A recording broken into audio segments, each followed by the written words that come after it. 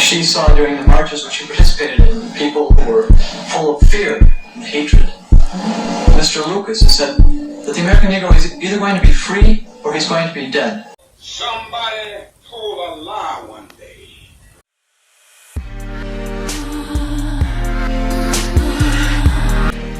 You told us that there is justice, equality for all in this country. Well, then stick to your word and let us see the justice and equality for all. Or else admit to us that you're not a man, you're a word, you're afraid of us, you're afraid to give us equal stand.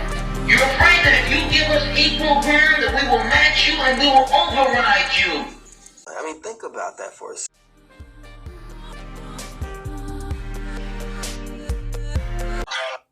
The problem is the standard for discussion is set by the whites, and a lot of Negroes now don't want to accept that standard anymore. They say we're gonna have our own standard. Most people say, if you don't like it, get out.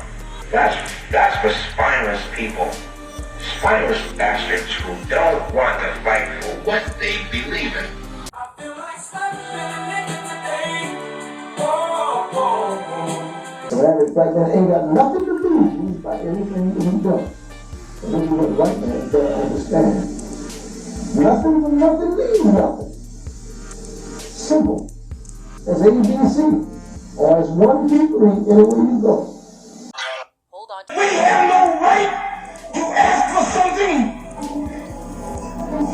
Is it too much to ask you to grant us human dignity? Should we be put down and shot to death for this request? I feel like stepping today. Oh. Let me put it to you this way. We are proud of being black and of our black heritage. But white America does not accept the concept that this is a multiracial society.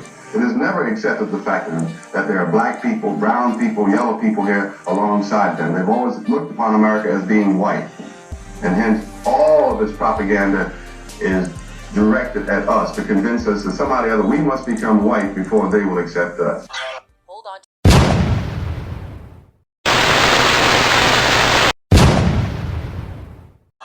Hold on. The news media says that it's only the young that are militant, only the young that want this and want that. Okay, but we're 40% of the black population now. Or we were a year ago, and still yet we're climbing. Before long we'll be 50%, 55%, and then we'll have the command. We don't want your schools, but we want our schools to be the highest and the best possible for our black progeny. See, what people don't understand, we are saying, and we're not asking. Almost every foreigner has something to say badly about African Americans. Even Africans sometimes have to say about African Americans, but then everybody comes to America trying to be African American. And yet still every time we ask you for something, you give us a little piece, a little piece. You're playing games with us. We're not children. We're big men. I've seen my father have to put up with all kinds of stuff. He was a big man. He raised a family. He went down south, and he had to go around to the back door with his wife. Hold on. If you won't listen to me when I make an appeal for the Negroes, because you have no concern for the Negroes, listen to me when I make an appeal for America. I mean, think about that for a second. You know, this revolution is filled with so many ironies, really. First you tell us that it is manly to keep your word, right? If you are a man, you keep your word. And now all of the black people in this country are demanding, and even the black people in the whole world are demanding, is that you keep your word. Give me my damn freedom or kill me. Because I am tired of sitting by being an Uncle Tom or a house Negro like Booth and Wilkins. Those two guys are not Negroes. They're white people with man tan.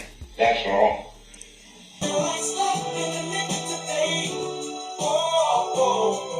We're not interested in interracial housing. We don't want your neighborhood. We want ours to be just as good. See, we don't want to store in their neighborhood. We don't want you coming in our neighborhood and open up stores and exploiting us, and then go home and throw a bomb if we move next door out in the suburbs. You see, the die is cast. Like I said, we're not asking. We're saying this is the way it's going to be. You told us we were free. Well then, show us that we're free. Now you get this straight. You can kill all the black folks you want to, baby, but you will not kill the freedom of black folks. We're not asking for anything. We're not asking for anything. But all we want is what's ours. You claim you love America. Well, we love America. But you are driving us back and you are making a Samson out of us, and we are going to pull down the building. And if that's what you're afraid of, then tell us that just what you're afraid of. But don't keep hiding it from us and holding this up to us, and every time we ask you for something, you give us a little bit of something, and it's all tokenism. We don't want tokenism. And there are most black men in this world that don't want charity. They don't speak for us. They have found their way into the white man's house, the white man's establishment. Get back to the state of mind where you have to think it's all for the cause, therefore my mother has to die, my wife has to die, my brothers and sisters have to die. No one wants that. Hold on.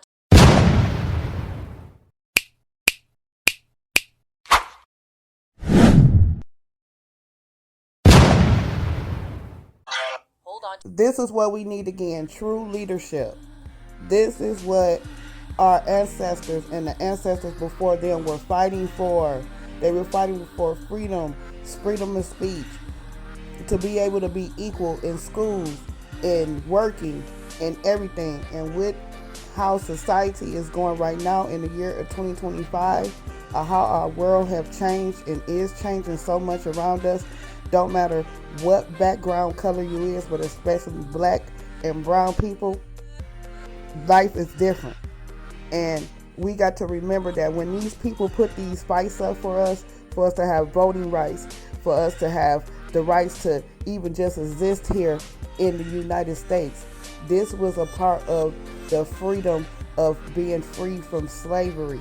But they wanted to keep black people in bondage in different ways, whether if they segregated the communities, if they segregated the schools, if they segregated the church. They tried to keep doing that. And this is what leaders like these men and women of the Black Panthers, the Black National Organization, and a lot of other militant and very unique groups as far as like even Black Lives Matter. That's why these groups were created. The society and things like that wanted to keep us thinking that this was terrorists and things like that. But the only terrorists that I know that was burning up churches, killing people, burning up schools, burning up communities, were anything that had to do with white nationalist groups and organizations. Let me explain this to you. Like Martin Luther King said, nobody can be free until everybody is free. And nobody can understand what this fight is unless we understand and learn our history. Hold on.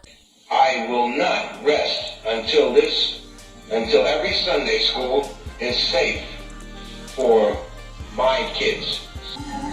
Now there are many black veterans who are coming back and they're mad, they're angry.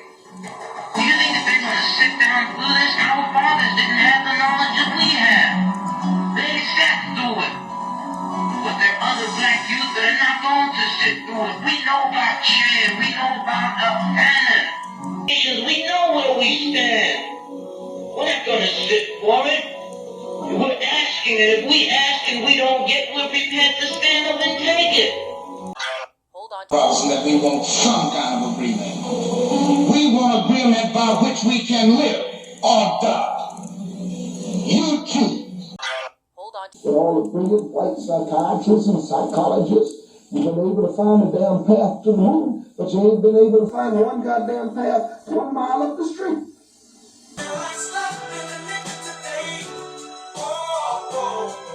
Wonder they ask, the brothers down south ask, the brothers in Latin America, the brothers in Africa, they're all asking. All they're doing is asking. Our fathers asked. Our grandfathers asked. The presidents of our universities, our colleges had to go to your back doors to beg that their children be given just enough money so that they could be taught something to live off. I mean, think about that for a second. Or beaten up like those kids down in Mississippi in 1966.